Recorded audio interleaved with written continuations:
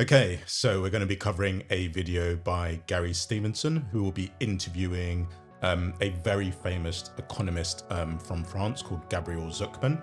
Now, Gabriel Zucman is one of the listed inspirations of Gary Stevenson. So in the UK, Gary Stevenson is very, very popular as one of the main figureheads of a wealth tax, and he's had great influence over the Reform Party and many other sort of left-leaning content creators as well. So people like Jimmy the Giant, for example, an individual called Barry's Economics as well, who has a really entertaining channel. I'll leave links to these channels below.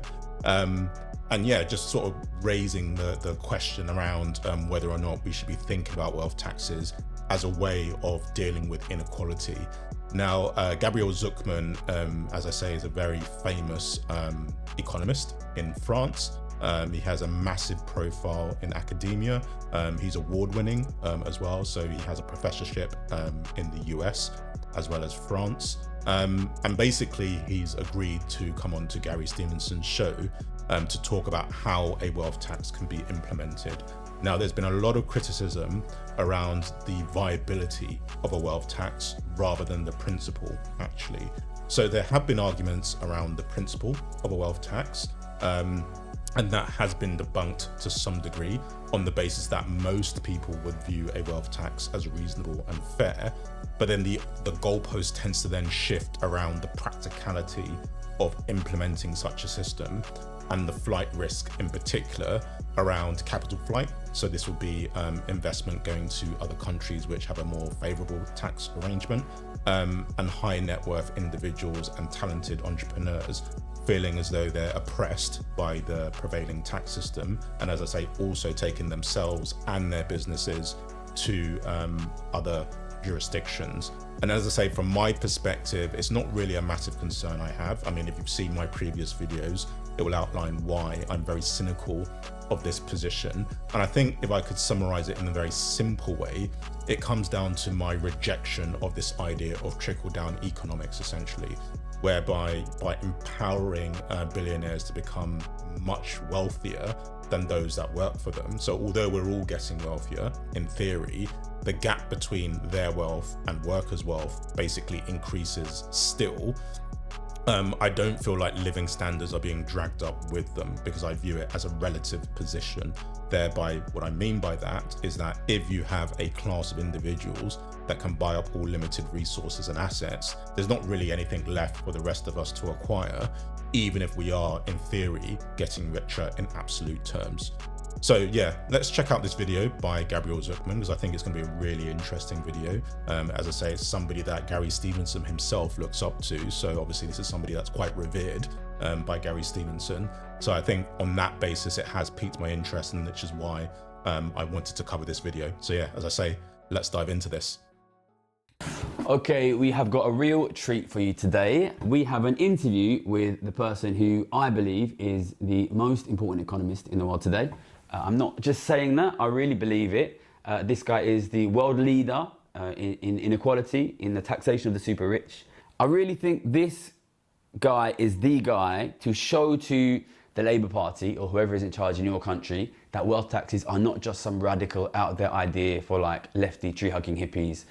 Academics believe in this, the work is being done, the design work is being done on how, specifically how to tax the rich. What I would say about this, actually, because in some ways I think Gary Stevenson does himself a disservice, and I think it's an important point in terms of my own personal view. Gary Stevenson has talked about what I'm going to raise, to be fair to him, previously, but it does feel like many of us that are not academics are not permitted to talk about the economy, or even tax, actually. There is this feeling of, we don't know, right? And when there's this pushback from the media, from politicians, and from billionaires explaining why it's naive to think about these wealth taxes, there's often this leaning on authority, whereby people with Gary Stevenson's background, which is a working class background, or those that don't have an academic background, as I say, are treated as though their opinions don't carry as much weight. And what I would advise, anyone watching this, and it's certainly the position I have, is that our contributions and our opinions matter just as much as Gabriel Zucman's actually. So although he is he's somebody with much more credentials, he's a bona fide expert, and he's probably has a he definitely has a better understanding of wealth inequality than we ever could do, unless we went down that line of study. It doesn't invalidate our views, and academia is a self-correcting endeavor. And it could be your contribution that leads to that breakthrough that the rest of academia then follows, right? So never underestimate your own understanding, never underestimate your own opinion, and never succumb to academic authority or any other kind of authority unless you're convinced by the arguments they're making. Really want to show him to the political class, people like Rory Stewart on the Rest is Politics, who has been asking, where are the academics, where are the professors? If you want to see the academics, the professors, this is the guy. So Rory Stewart, get him on your show. You're going to get on with him like a house on fire. Yeah, and I think my own position as well, actually, and I do agree. We do, despite what I've said, I think it is important from a credibility perspective. Certainly, if you're trying to convince politicians who have to put themselves out there to the general public, we do need to hear from academics, essentially, so that they can, if needs be, challenge the electorate if there is pushback for things like a wealth tax. But I actually think we do, to help this conversation move further, we actually need to hear economic arguments from economists outlining why a wealth tax is actually bad. So I don't want to hear about, you know, the implementation being impractical personally. I don't want to hear about fear mongering about, talent flight and capital flight, unless it's grounded in an economic thesis or theory that we can objectively study, right? So for me, that's what I would like to see actually. So I am somebody that leans into the argument and the validity of a wealth tax, but I think it's also important to stillman counter arguments, to play devil's advocate. And I would be interested, very interested actually, to hear an academic argument from an economist who believes a wealth tax is bad for ordinary workers, but also to provide an alternative model, i.e., an alternative tax model that would have a more equitable impact and a better impact on wealth distribution and solve this problem, right? And I think this is a question Gary Stevenson himself asked in a previous video he's done, where he said, look, if you don't believe in a wealth tax, please tell me the alternative. And I'm certainly in alignment with that line of inquiry and that particular challenge. We need to hear an alternative, but in the absence of an alternative, then for me, the wealth tax idea is probably the most encouraging one to address the issue of wealth inequality. I'm Gabriel Zucman. I'm a professor of economics at the Paris School of Economics and the University of California in Berkeley. And I'm also the director of the International Tax Observatory. We do research on inequality and taxation with a focus on the super rich, multinational companies, tax avoidance, and how we can fix those problems. Now, these are some of the most pressing issues of our time, especially the explosion of billionaire wealth has been one of the most dramatic evolution of the world economy of the last decades. I think it's interesting that he positions wealth inequality as the biggest issue facing us and society, and I have noticed this divergence actually in terms about what is important. So on the left and socialist leaning economic sentiment, the biggest issue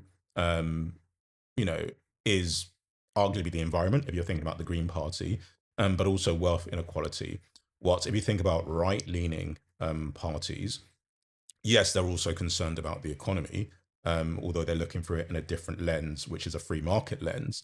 But the biggest existential issue for them is migration, immigration, border control. If you think about America, military might as well. So it's quite interesting that there is this massive polarization between what people are emotionally concerned about and what they want to address as their priority. And I think in terms of my own position, I think, wealth inequality for me would probably be the bigger issue, because many of the other symptoms that people are concerned about on the right, in my view, I would link back to wealth inequality, right? So for me, that is why it's more important to me, because I think if you solve that issue, it goes a long way to addressing some of the other concerns people may have around economic migrants, for example, border controls, stability around the world, and this feeling of empowerment where, you have politicians working for the wider demographic rather than a handful of, individuals who have so much lobbying power by virtue of the fact they're very, very rich. It started in the 1980s. It accelerated after the financial crisis of 2008, 2009. Mm-hmm.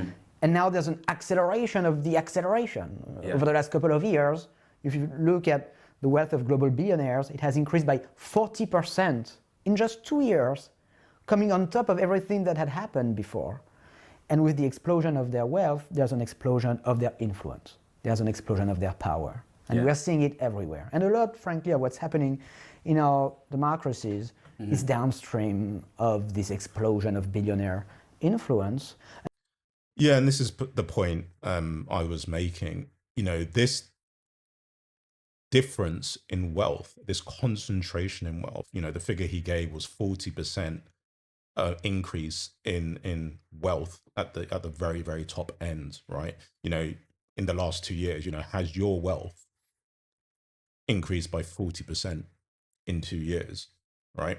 And wealth is relative, right? So in my view, if somebody is wealthier, they, relative to that person, if you're not in that class, you're getting poorer, right? But the issue here is this increasing gap, is reflected in political influence, right? And who your politicians are actually accountable to. And again, this is also something Gary Stevenson has actually talked about himself, where, individuals become so rich they can effectively buy politicians, right?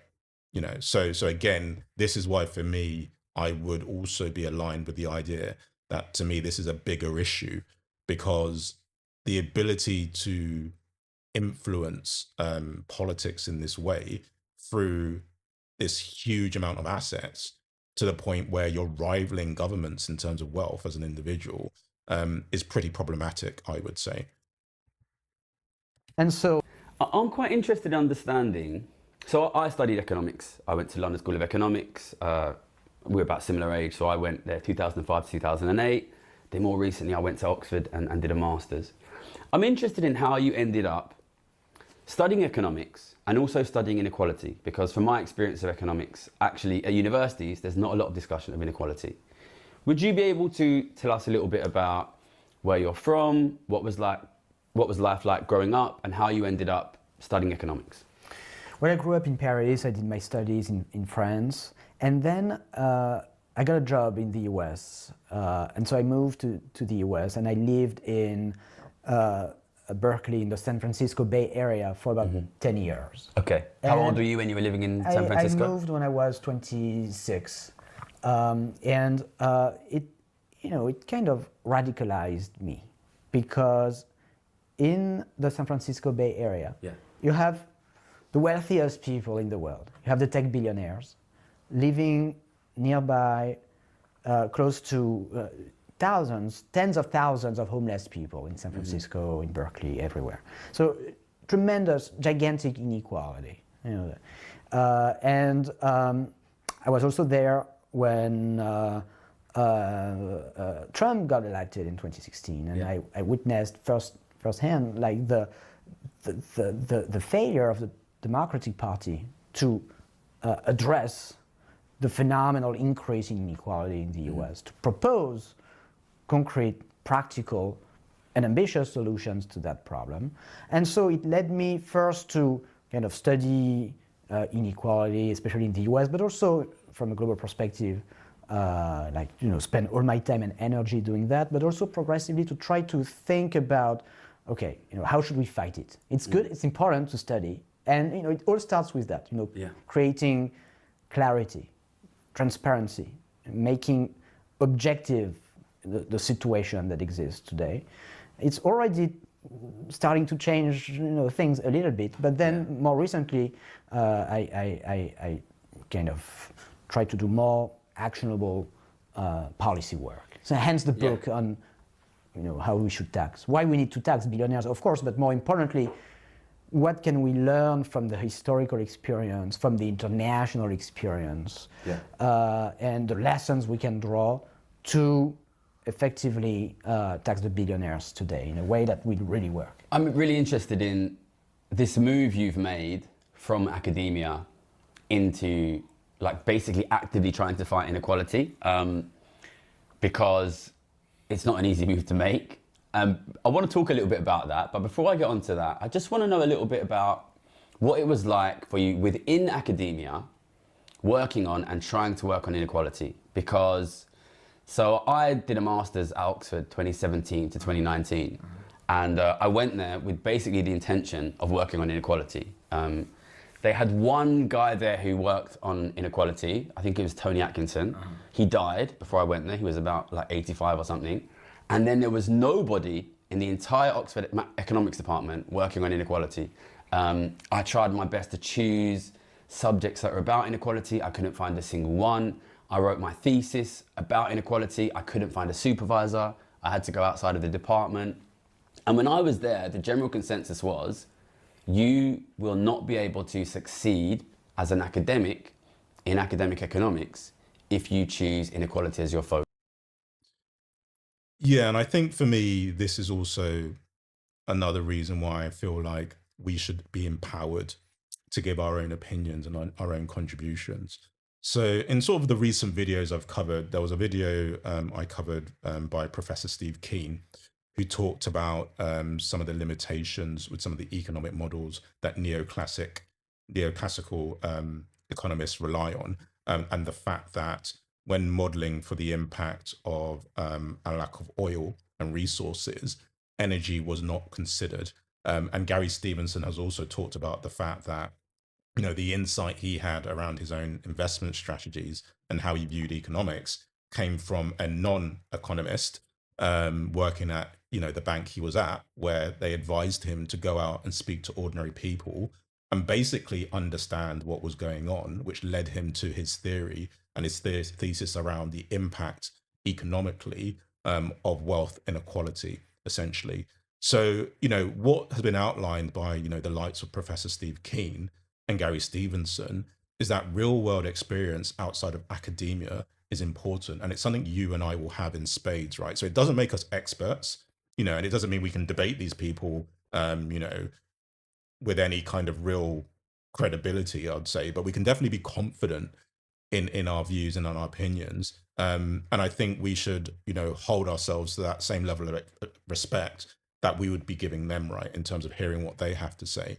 So as I say, I think this is also another reason why I think, we need to value our own opinions, our own contributions, because nobody has walked the paths we have walked. And therefore, as I say, I'm pretty sure, provided we're talking in a very constructive way, we will all have something to contribute that can lead to these breakthroughs. I think that is needed, when talking about how we deal with wealth inequality and what we can think about in terms of proper tax reform. Well, I mean, just for me personally, the work that, you yourself have done and the work that Thomas Piketty has done was, Thomas Piketty, of course, another very well-known French economist who you've worked a lot with. It really inspired me. I think Thomas Piketty's big book, Capital, came out, I think, in 2012, when I was still working as a trader for Citibank. And that's what is in the bookshelf next to Atkinson's Inequality book in that nice cover.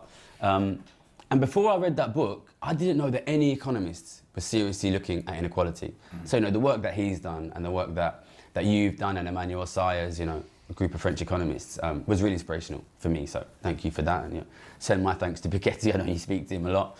But I want to get onto your political work because you've made this big shift, which to me is super interesting because I don't see many, in a sense, it's a shift that I've made as well, but I don't see many people who are sort of top level academics who've decided, you know what, and correct me if you don't think this is a correct description of what you've been doing, but it seems to me like you've really decided, I'm going to really shift my focus into not just, you know, writing papers and getting prestigious positions on this, I want to try and to do something about, you know, your book is called We Need to Tax Billionaires, which is quite political. Like, why did you decide, you know, I'm gonna, you know, you have a very good record in economics. You know, you're a professor at a couple of very good universities. You could very easily have just written a couple of, you know, op-eds in newspapers and had a few rounds of applause. I mean, it's really interesting, this observation, actually, that, you know, it kind of implies that many economists are not putting this academic knowledge to practical use, right? So one of the things Gary Stevenson's talked about, you know, if you follow his channel, is the fact that many of the best economists are actually incentivized to go work for banks and become traders, to become hedge fund managers, et cetera, et cetera. And then those that go down the academic route, you know, they have, you know, a particular background where, you know, they're very, you know, they tend to come from rich families, according to Gary Stevenson. So again, they kind of live in this kind of, you know, social bubble where they're not really connected to the real world, really. And again, you know, as he said, they can put out op-eds and articles and write for newspapers. And, you know, it almost kind of feels like, well, what is the point of this study? You know, what is the point of becoming an economist, actually, unless either you want to become very, very rich by working for a bank, or you just kind of want to just live in the world of academia, and just live in your own social bubble, right? So it's interesting that, according to Gary Stevenson, and even to a certain degree, Professor Steve Keen, you know, where they seem to be challenging this idea, and this mindset, I guess, of their peers, to say, look, come into the real world, and contribute something that you know, actually can make practical progress on matters and issues that concern, you know, ordinary people, essentially. So that's kind of the vibe I'm getting here, from Gary Stevenson, in terms of what he's saying now, what he's been saying in the past, and what, you know, other economists like Professor Steve Keen as well, are also saying, essentially. So as I said, it just seems interesting that, according to Gary Stevenson, economists like him are, you know, the minority rather than the majority, despite the fact, you know, clearly they're going to have a lot of intellect, they're going to have a lot to contribute, but it seems as though that contribution is in a very narrow space, it seems. But from what I've seen of your work, you know, you've got a big presence on social media, you know, you're making videos on Instagram, you've got something like 300,000 followers on Instagram. You know, correct me if I'm wrong, I suspect that's maybe not what you imagined your life going in that direction a number of years ago. Why did you make this big shift into, like, and also, you know, you have become very well known in France, that the form of taxation on the super rich, which is popular in France, is known as the Zuckman tax, which is your name, your face. I would guess you've sacrificed a lot of, you know, your privacy for this. You know, what made you decide to take this, like, hard turn and really try to become like aggressively politically active? Well, for me, it's part of the job of being a researcher in the social sciences, meaning there are different intellectual traditions, right, in the social sciences, but the tradition I feel closest to is the tradition in which the reason why we study society is not just because it exists, you know, like stars in the sky, but it's to contribute at a very modest level to improving policies and to improving society. Yeah. And so it all starts with a kind of research and establishing facts and understanding the problems. But to me, it seems that once you've understood those problems, when you've established facts, once you've created knowledge, it's part of the job, first of all, to contribute to disseminating that knowledge in the broader population. Yeah, and what I would add to this point here, and I think, you know, for me personally, it's very important. You know, people often talk about facts and knowledge in very absolute terms, but it's important to note what he said, that, you know, economics is a social science, right? And often it's around presenting or coming to a narrative, a theory, a thesis, a view of the world which can be substantiated by evidence, by information, by economic models, by life experience. And the way to test whether that's a viable theory or thesis or not is to, test its predictive powers, which is something Gary Stevenson talks about. So the point I'm raising here ultimately is that we don't, when people talk about facts, there's nothing absolute in my mind, right? It's just important to understand that, you understand where the argument's coming from. They can explain their arguments as an economist, they can explain their theories in a way that makes sense to us as individuals who are not economists. And then if we are cynical about the validity of this theory, that it's put to the test through becoming a trader in an investment bank, for example, or making predictions as Professor Steve Keen has made around economic crashes and why they may be happening, right? That is where the proof of the pudding is going to be ultimately. So I think that context is really important when he talks about facts and information and evidence, right? These are not absolute things as far as I'm concerned, which means we can discuss them, we can debate them, we can challenge them. And it's for the likes of Gabriel Zucman, despite the fact that he's a widely celebrated professor, to convince us that he's still correct, right? And that's what I mean about this mutual respect that should exist between us, the layperson, and the academic, even though we are here celebrating this academic. So I hope you're enjoying the video, and please feel free to leave a comment, because it's always good to hear different perspectives on the topics we talk about here, and it's the way we learn. Otherwise, if you are new to the channel, please feel free to like and subscribe. In the meantime, if you are worried about your personal finances, the amount of tax you or your business is paying, or you're in a quandary around how you can scale your business by leveraging financing and accounting automation, please feel free to reach out to myself for a no obligation consultation. Otherwise, let's get back to the video. Okay. Of course, it would be much more comfortable for me to just, stay in the ivory tower and just have seminars with my peers and, a small group of experts. But once you've found facts about the magnitude of tax evasion, about the effective tax rates of the different groups of the population, how much the rich pay in tax relative to the middle class, these are some of the most important elements of information for our democracies. And so coming back to that facts point, where he talks about those metrics around the effective rates of tax billionaires are paying, the amount they pay relative to, ordinary workers, these will be data points, right? These will be objective measures. But what we won't necessarily understand is, okay, is that a good thing or a bad thing, right? So that's the important thing that I think is worth pointing out here, right?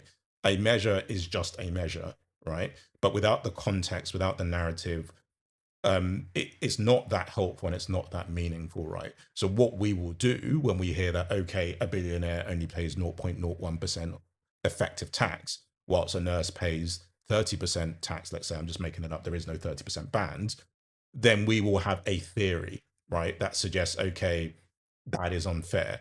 And we will have a theory that says, okay, that will not be good. That will not have a good impact on wealth distribution, right? And it will create existential threats potentially to our democracy if that wealth gap continues to grow.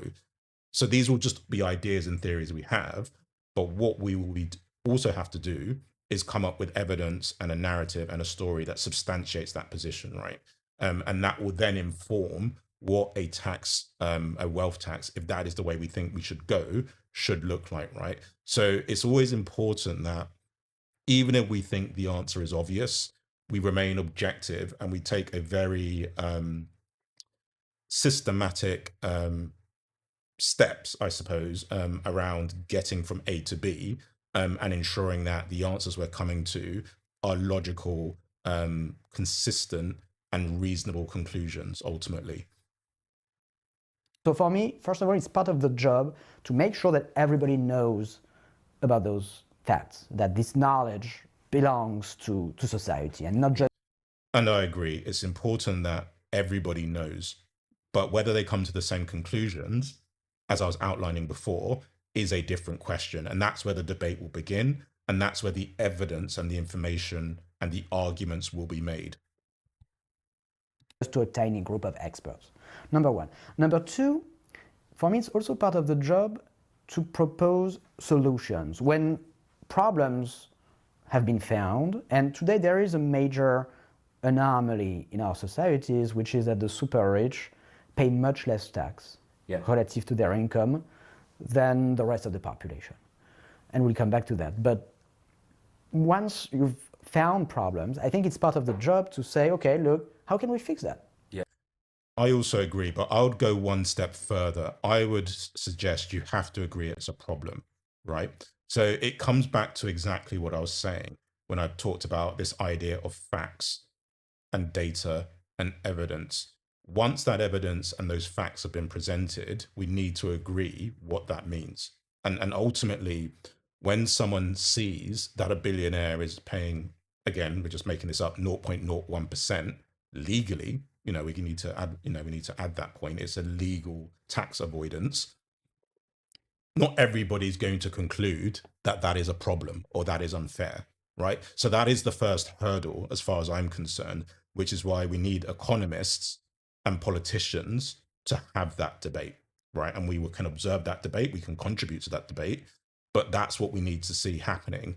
And then if, let's say, there is a consensus and we agree that it is a problem, then the next step, as he says, and he's right, is okay, it's not enough to just identify it's a problem.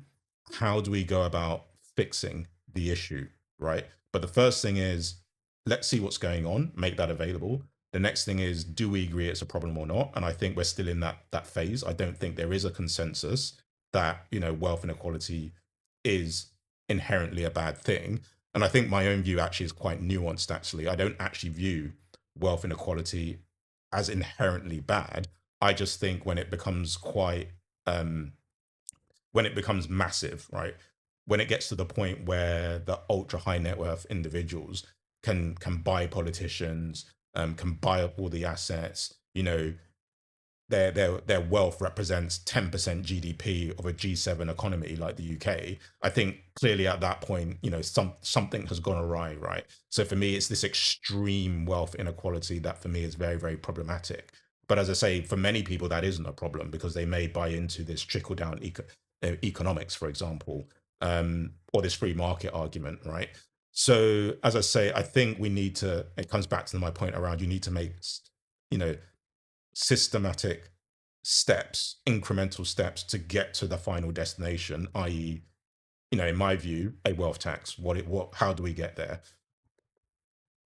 Not with a technocratic approach, which I very much dislike, which would be like the experts have demonstrated that you need to do X, and if you disagree with that, it means you're a populist or whatever. No, not at all.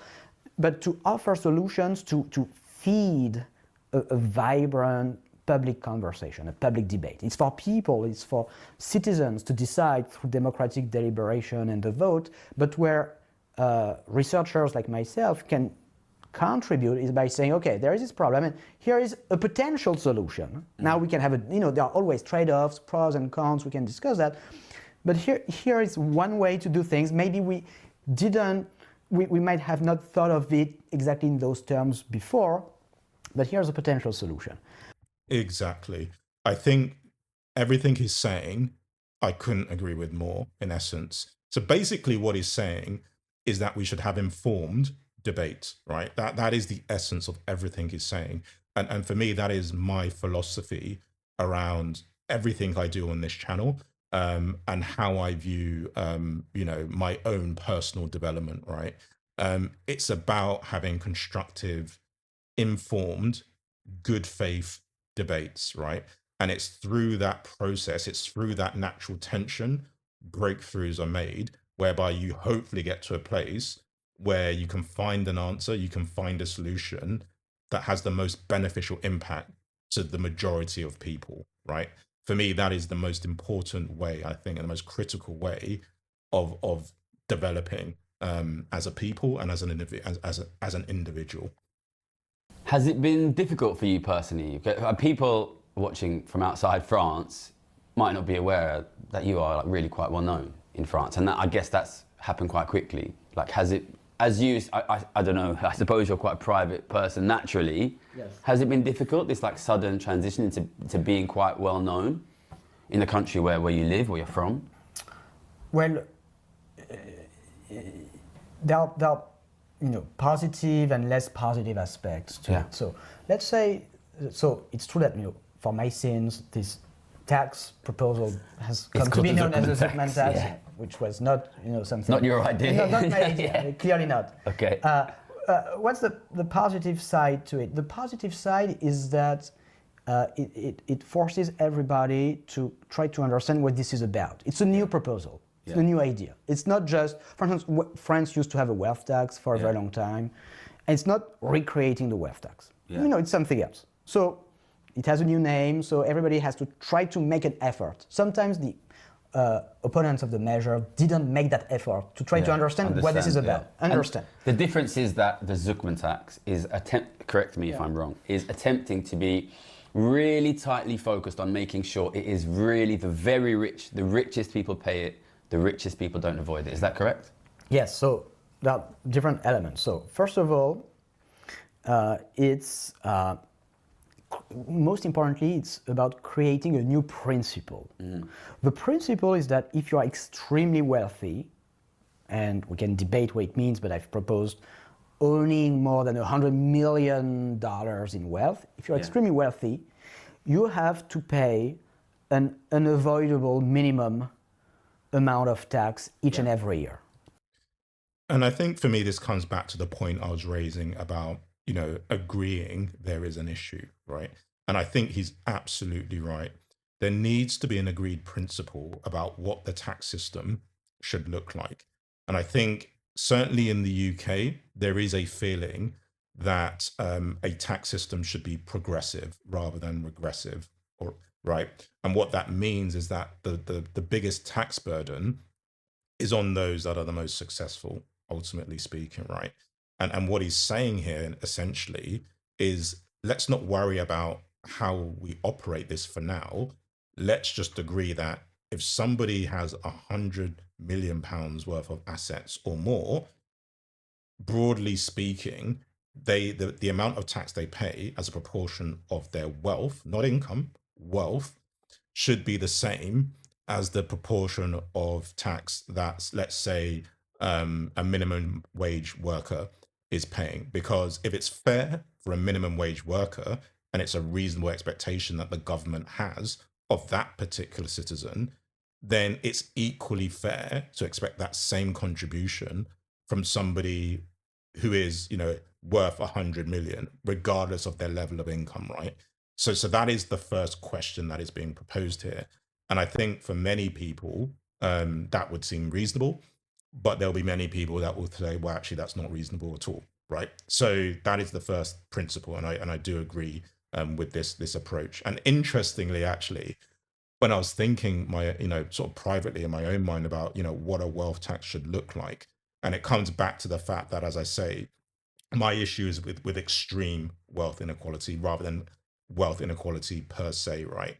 And I think for me, I actually had the figure of 100 million in my mind, because that is a figure where clearly, you start becoming quite economically disruptive, right? You can start moving markets, you can start propping up company valuations all by yourself, right? And many may say to themselves, well, what about 50 million? What about 20 million? What about 40 million? There's a big chasm, in terms of growing your wealth, you've got to traverse before you get from 5 million to 100 million, right? But I think, as I say, you need to almost present a very easy argument to agree the principle, right? So at this point in time, we're not arguing about the implementation, we're simply arguing the principle. And the easiest way for everybody to form an opinion on the principle is by making the principle very, very simple. If someone is very, very rich, i.e. 100 million, how much of a tax contribution should they be making, and how should it compare to an ordinary worker, right? So that is basically why we're using this very, very high figure to begin with. Okay, so it's trivial. You might say, well, surely it must be already somewhere in our laws, except it's not. Yeah. So we need to create this principle that you can't pay zero. And today, some of those billionaires they pay zero. Yeah. Like, you had revelations a few years ago by the U.S. media, ProPublica, on the taxes paid by U.S. billionaires. Yeah. And you saw people like Elon Musk, Jeff Paying Bezos, zero tax. paying zero tax. Yeah. That's even. And I think for me, this is why I want to hear from other economists, right? So it's not that our opinions don't matter, but I do want to hear from other economists to explain why, if a billionaire through legal means can pay basically nothing in terms of income tax, right, and can take care of lots of allowances, why from an economic perspective this is good for the individual worker, right? And I don't want to hear the argument personally about the impact on overall GDP, because overall GDP in my mind is the big pie from which the billionaires eat from, right? And if their slice of the overall growth of GDP just increases and increases, then in actual fact, it doesn't, in my mind, represent an overall benefit to the worker, right? So in my mind, the GDP argument is not a valid one as far as I'm concerned, because GDP tells you nothing about wealth distribution, which is the central argument here that we're exploring with Gabriel Zucman and Gary Stevenson, right? Is what is the impact of wealth inequality irrespective of the growth of GDP? And if that wealth inequality increases, what does that do to the cost of living? So any, changes we're introducing has to address that answer, right? And yes, there is a balance between overall GDP and individual, quality of life. But I think for me, my priority would be, okay, it would lean more towards how do we protect living standards, right? Whilst at the same time still sustainably growing GDP. The 1 richest year, people in the world. Jeff Bezos receives a check, a tax credit for his children. Yeah. And I think that's a very, very important point, right? Because of how the tax system works, and this is true, Jeff Bezos was able to receive a tax credit. So he actually got money back from the IRS, right? And you can think about how they demonize those on social benefits, those that rely on the system, in any shape or form, those that are using the NHS, rather than paying for their own private medical. It's a ridiculous situation where a billionaire under any circumstances can receive a tax credit, right? But it's all perfectly above board and it's all perfectly legal. And the question is, as a society, do we think that's right? But the issue there is that even if we have an issue with that, if we can't, exercise that will on our politicians, because the louder voice is the billionaire that's benefiting from this system, how do we change this, right? And this is why, again, this wealth inequality is so dangerous to democracy, right? It makes it very, very difficult in many ways to hold our politicians to account. It undermines this ability to challenge this nonsense, whereby, a billionaire can actually get money back from the taxman, right? Yeah. So that's just wrong. Yeah. Everybody agrees with that. Okay. So there has to be a floor. So first of all, the floor. So that everybody understands the proposal. There has to be a minimum.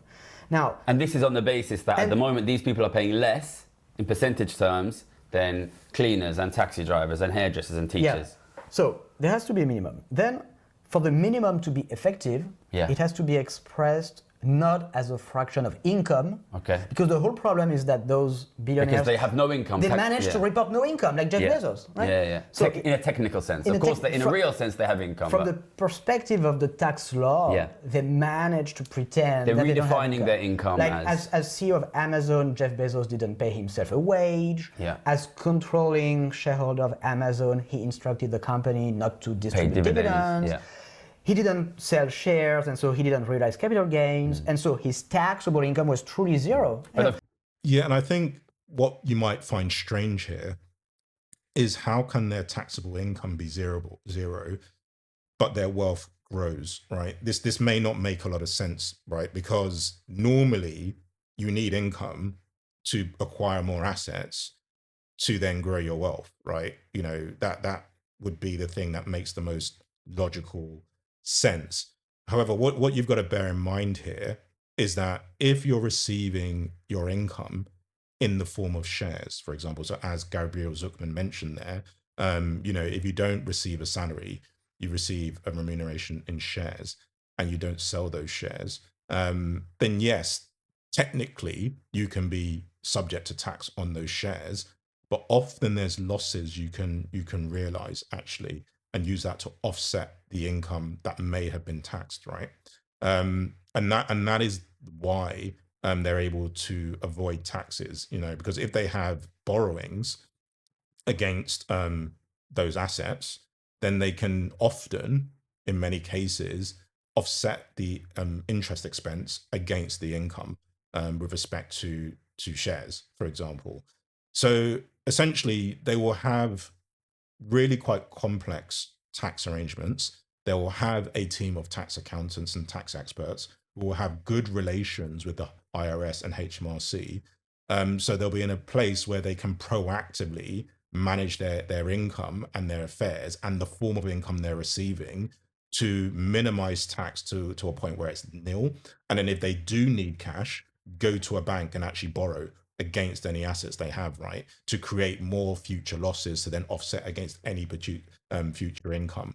So that is why their net income is probably zero, rather than the fact that their income is zero, if that makes sense. So they will have received an income in some form, because as I say, if you get paid in shares, that is an income from a tax perspective. However, they will be able to offset other losses from future or past periods to then basically bring that number down to basically, in some cases, nothing. Of course, There's no tax evasion. His company's making enormous profits, but none of them, and he owns the company. And he owns the company. Essentially, all the money stays in this bucket, none of it comes to this bucket, so officially I have no income. Exactly. So his true economic income is very large, it's in the billions. His wealth is gigantic, but he paid no income tax. And that's legal, and that's the way the system works, but of course, it's not a good way. It's not a good system. And I think the other thing to consider as well is that this may have made sense in the past when wealth inequality was not so massive, right? So that is the other context in all of this. This idea that, look, for all of time, there's been no issue with this tax arrangement, this tax system, and it's worked so well for so long. And therefore, all we need to do is tweak it and tinker with it and refine it, which seems to be the approach Labour is taking, completely misses the point about the fact we're now living in a different world where we have individuals, or at least one individual, who's on their way to becoming a trillionaire. Now, this is unheard of economic territory, right? This is absolutely absurd. And I believe we're at a point now where all the billionaires in the world can basically purchase 17% of the global GDP, I'm hearing. So these are absurd figures, right? Whereby, regardless of whether you think this is something to be celebrated or not, clearly we need to look at our tax system. We need to look at and think about our democracy and assess its suitability and its adequacy against this economic landscape whereby we have individuals that are exceedingly and excessively wealthy, even if we take the view that they deserve this wealth, right?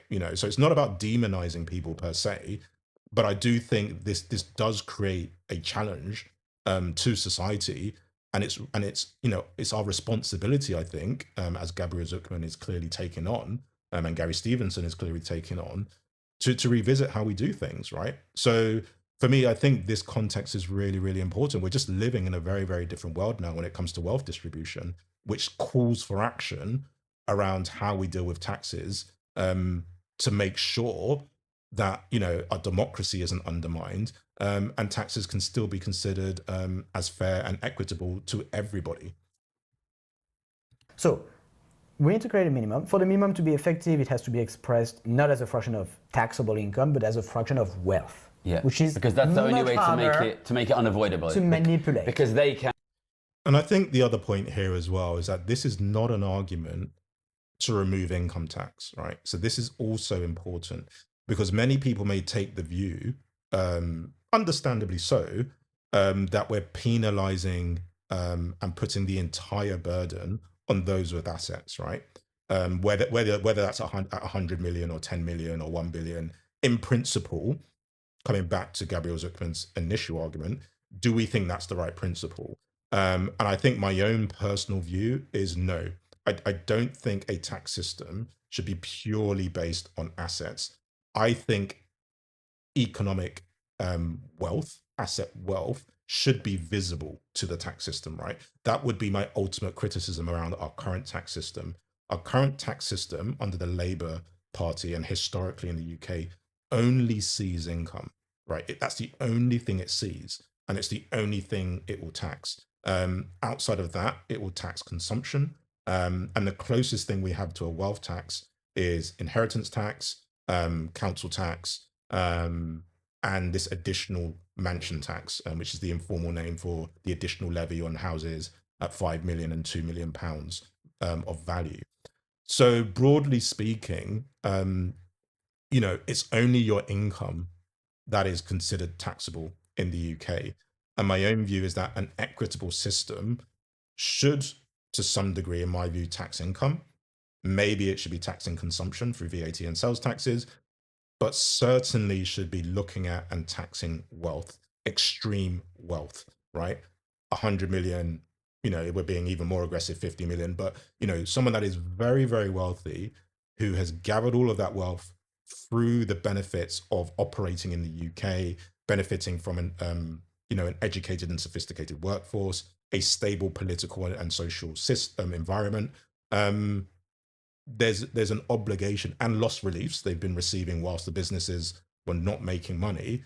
There is an obligation in my mind that once they've acquired all of this wealth and success as a result of the things the state was doing for them, to give back and pay their fair share, which is equitable relative to the workers that keep them wealthy and keep their businesses running.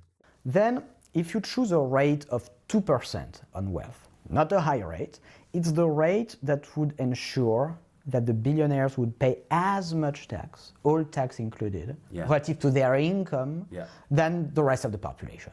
That's how the rate was computed. So basically, it all starts from all the a body of work, international research effort that was done over the last 5-6 years, that has established that the billionaires, the super rich, have much lower effective tax rates, tax included, than the rest of the population. Especially in particular, and that's the main reason, because of the failure of the income tax to effectively tax them. Okay, so if you want to correct this anomaly, you need a minimum tax that's based on wealth. And I think the other thing to consider here as well, and it's something, again, Gary Stevenson has talked about, is that one of the main reasons, the ultra wealthy are hoarding assets and paying themselves in assets is because it's tax favorable to do so. So if you remove that incentive, and there's less of a need to do that, and therefore they start paying themselves a salary instead because there's no tax difference, let's say, then it frees up assets to be acquired by the rest of the population, right? So again, this is something else to be considered, because in a healthy economy, you want money to be circulating, you want there to be commerce, you want there to be trade, but equally you want circulation of assets, right? You don't want concentration and more concentration and more concentration of assets. That is not, in my mind, sustainable or healthy, right? So I think that's the other thing to consider around these proposals, right? If you remove that distinction between income as a form of asset appreciation versus income as a salary, and from a tax perspective, as far as the tax authorities are concerned, there's no difference, then as an individual, it makes no difference to you from a tax perspective, whether you pay yourself a salary or whether you pay yourself in shares, right? And I think for me that's important to consider as well.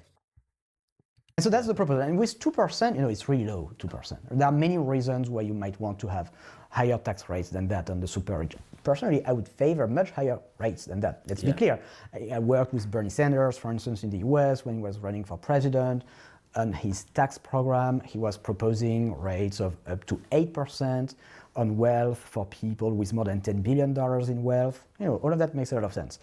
But my thinking here was, okay, how can we design something that everybody should agree on? It's just not possible to defend the notion that billionaires should be allowed to pay less tax than the rest of the population. It's just a Yeah, and I think this is it's an important strategy around being very systematic about how you get from A to B, because you've got to sell the idea, right? And what you've got to do is remove proactively objections, right? So if you start arguing, coming back to my point around why is it 100 million versus 50 million, because like I said, there's this big chasm where potentially you're not taxing people on wealth. So how is it fair to ignore someone at 99 million, but fair to then consider someone at 100 million? It's very arbitrary, right? And that would be a fair assessment. And the way you'd get around that is you start thinking about a tiered system, let's say, where it scales as you get from, 10 million to say 100 million, and that's how corporation tax would work, for example. It just starts creating noise. It starts complicating things. And I think it's just far more effective to just start at a place where it's very difficult rationally and logically to have an objection, right? So if you're saying, look, it's only going to be people at 100 million to begin with, and we're only looking at 2%, it's very difficult to argue why that would be disruptive. Why would that, cause a massive flight risk, right? It gets you over the line, and then you can start thinking about, okay, how do we improve this, iterate this, tweak this, thereafter, right? So I think for me, that is the context in which we're having this proposal, I would suggest. Blatant violation of our most basic principles of equality before the law, which are at the core of our democracies. So we should all be able to agree at least on that. That was the proposal. Yeah. And originally it was formulated in 2024 when Brazil had the presidency of the G20, and they wanted to put on the agenda of the G20 some new ideas for international cooperation. And in 2021, there had been a minimum tax on multinational companies that had been agreed on by 130 countries. And so I thought, well, okay, let's try to do for billionaires what we've been able to do in a very limited manner, but still it exists for multinational companies. So the idea of a minimum tax, let's do it. Let's try to do it for billionaires. And I think that's appropriate because much of these billionaires' wealth comes from companies. They're companies, right? So it's almost in some ways economically, they're indistinguishable from their company, actually. So I think for me, it's a reasonable and sensible approach, actually, in my own opinion, to consider treating a minimum tax approach for billionaires, let's say, in the same way you would look at a company and say, look, regardless of what your profits look like or your losses look like, you're of this size, you're of this valuation. Therefore, as a minimum, your tax should be this. The Brazilian government said, let's do it. Great idea. And so they put it on the agenda of the G20. These G20 finance ministers, they meet several times a year. Not once since the creation of the G20 25 years ago, not once had they discussed those questions of taxation of the very rich, the boom in extreme wealth, which are some of the most important, frankly, issues of our time. And so the fact that for the first time they were forced to talk about that, it kind of kickstarted a conversation in different countries. And so that's why then the French National Assembly picked up that proposal, like exactly what I had formulated in my report to the G20 in June 2024, was then translated into a bill that was passed by the French National Assembly in February of 2025, minimum tax of 2% of wealth for people with more than 100 million euros. And it was passed by the French National. It passed National Assembly, which is, it's not a left-wing parliament, far from it. It passed, and then, it was blocked by the Senate, and so it's still not enacted into law, but it's going to come back, and eventually, I'm very confident that it will end up passing, because it's the current situation which is just radical So and unacceptable. You think you will get it in France? You think you will get the wealth tax too? Well, I'm pretty certain that it will happen in France, and more than that, I think Roughly how long do you think it will take? It will happen in other countries, and eventually it will be. I think the most likely scenario is that it will happen a bit like the creation of the progressive income tax happened. Yeah. Yeah, and that's interesting actually, that he seems fairly optimistic that France will adopt some kind of wealth tax. And I think he's right. If France does it, and there's any traction, and they're finding that their billionaires don't run away, and things improve, then the internet makes the world a lot smaller, and the impact of traditional mainstream media is somewhat diluted by journalism on the internet, for example. Word would spread, and I think there would be an even greater demand from many people in other countries to see something like that where they live, if they see success in France, right? So yeah, it'll be interesting to see how it turns out, because again, the proof will be in the pudding, and my suspicion is, chances are it may not work, straight away. It may not be very, very smooth, but the key thing is, will they persevere? Because I think in the long term, if a country perseveres with it and refines it, and tweaks it and builds it incrementally, I would argue in the long term it could work, right? But I think, and I think we should expect there to be teething problems, like there would be with any new tax, any new introduced tax. I think there would be teething problems potentially, and we can't forget or underestimate the amount of power and influence, which is growing all the time, that the ultra wealthy and the billionaires have. And ultimately, these will be the same individuals who are actually lending to governments as well, right? So they talk about these markets like they're these mythical beings and entities, but actually they're just very wealthy individuals who are investing and lending through vehicles and instruments and companies, right? So again, that's another thing we can't underestimate, that maybe, undermine the ability to effectively introduce a wealth tax. At the beginning of the 20th century. So it was an international movement. For centuries, the way that we did taxation was extremely unfair. Taxes were only based on consumption.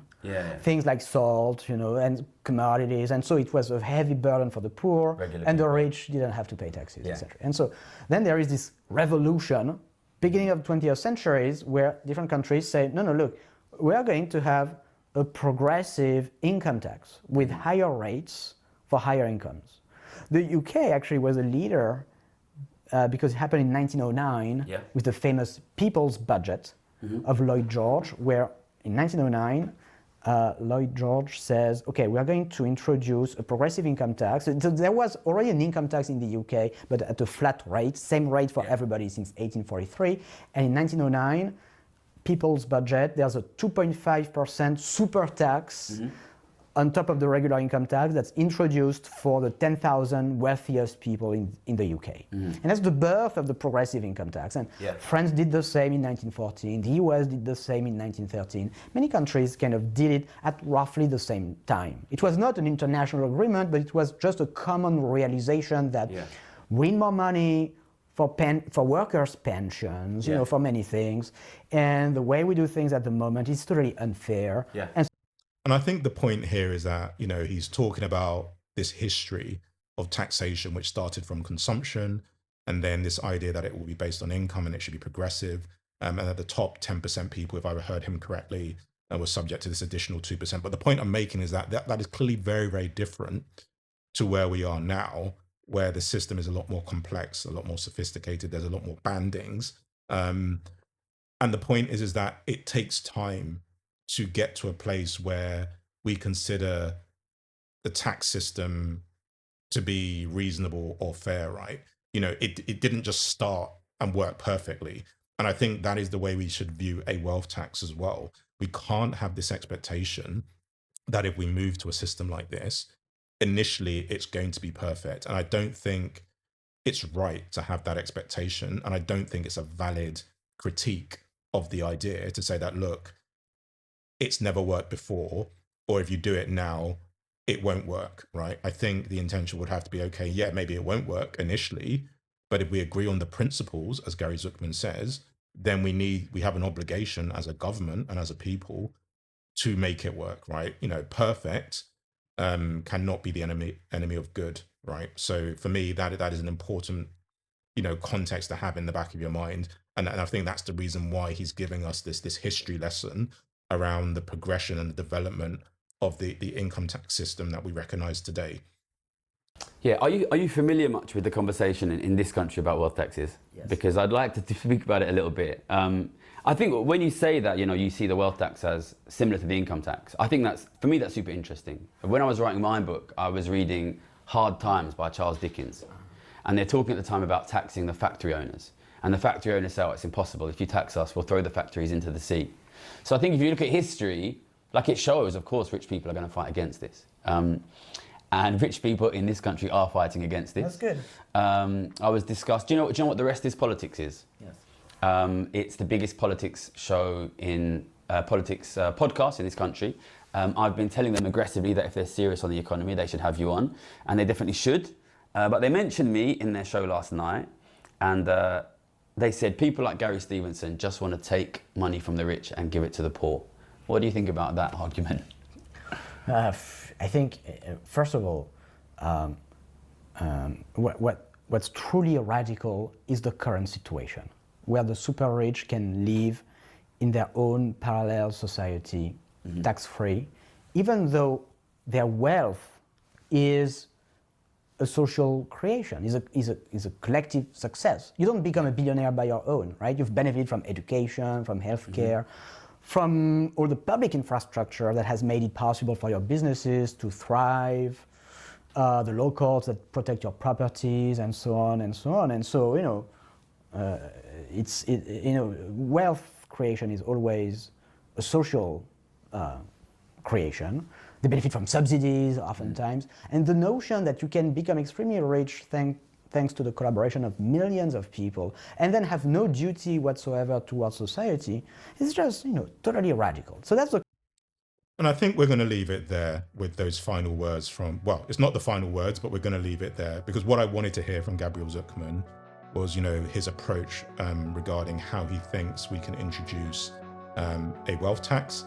And I think what's clear from him is that, there's a process of selling that idea by establishing defendable principles and then worrying about the details at a later date, which I think for me makes a lot of sense. And I think for me also, it's encouraging to hear from economists actually who have this high level of credibility because they've done the research, it's their field of expertise, and they are respected in the fields they move in and amongst their peers, that are coming to similar conclusions and similar observations about wealth inequality, right? Which I think, objectively speaking, is something we're all observing, even if we're not agreed about, how we address it and whether or not a wealth tax is the right idea.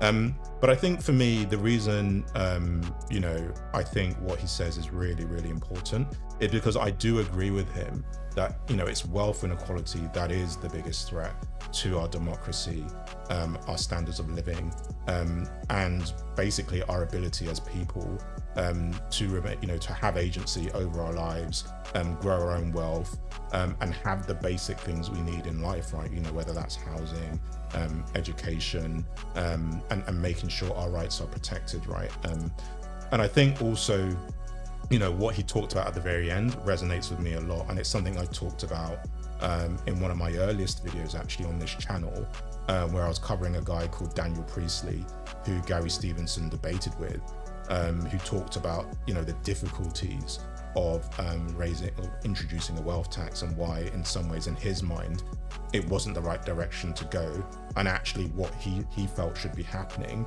is that the government should be smaller and more efficient, and there should be almost like this protection of the very wealthy because of what they contribute to society ultimately. So the way he sees it, it's more around the entrepreneurs and the ultra high net worth individuals giving a lot more than what they take out of society, right? Whilst what Gabriel Zuckerman has, eloquently outlined here and it mirrors my own position, which is, as I say, something I outlined in that video, is that, you know, this idea of self-made success, you know, this businessman as an island, is a complete fallacy, right?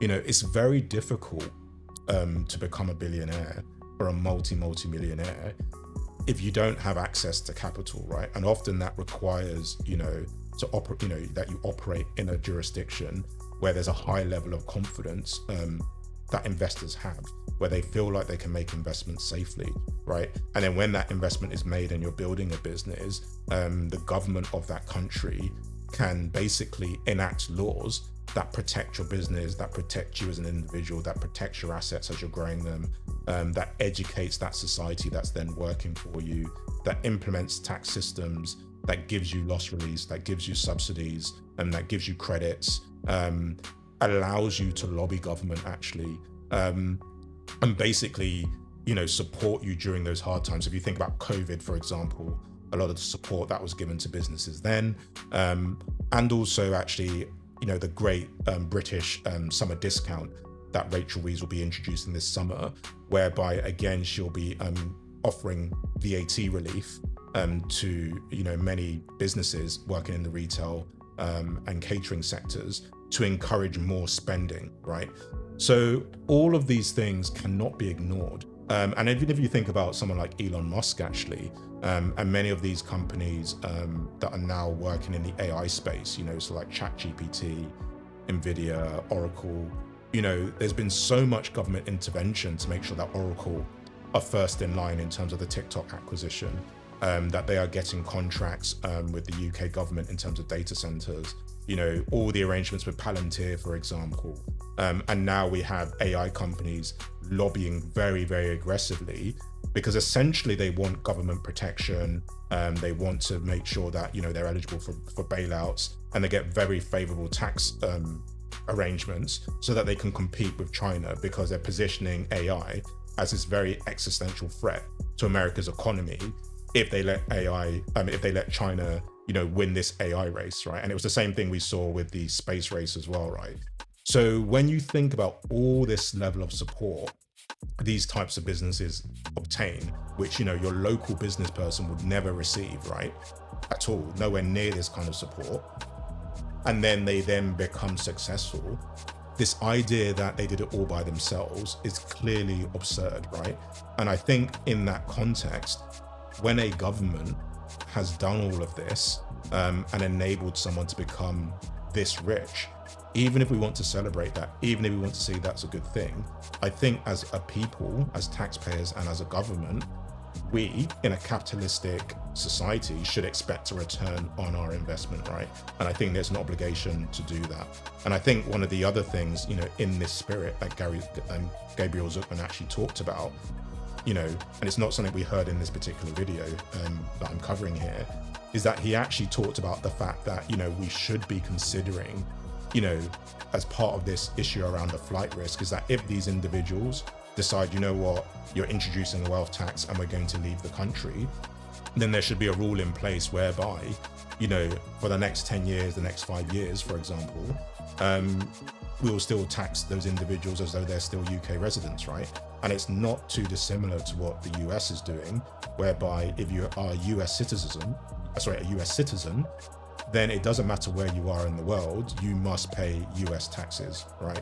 And I think there's a strong argument in the context of what a country has invested into a business and into an individual to take that same approach, even if they decide within their own rights that they want to relocate to a more tax favorable jurisdiction, right? So I think this is a really interesting debate. You know, a lot of what he says certainly resonates with me personally. And I think the key thing for me and the key takeaway from all of this, right, is, you know, you need to form your own views. Your own views are important. Have those conversations with your local politicians. Ask them what they're doing about wealth inequality, if that's something that's important to you. But equally, you know, if this is something you disagree with, if you feel like, well, wealth taxes are not the way forward, you know, it's important that we hear what the alternative might be, right?